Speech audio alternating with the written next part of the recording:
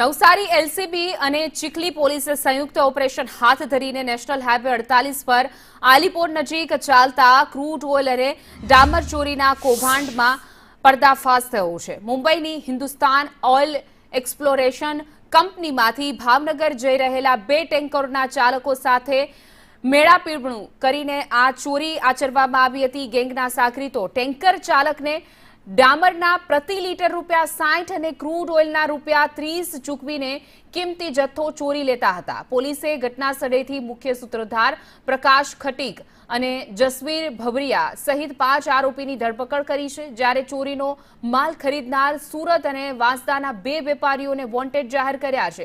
પોલીસે કુલ ₹86.30 લાખનો મુદ્દામાલ કબજે કરી કાયદેસરની કાર્યવાહી હાથ ધરી છે।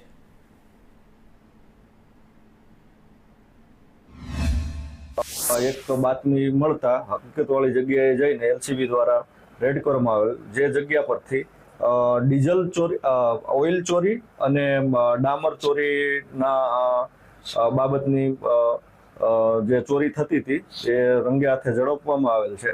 કુલ 86,30,960નો કુલ મુદ્દામાલ જપ્ત કરવામાં આવેલ છે। તો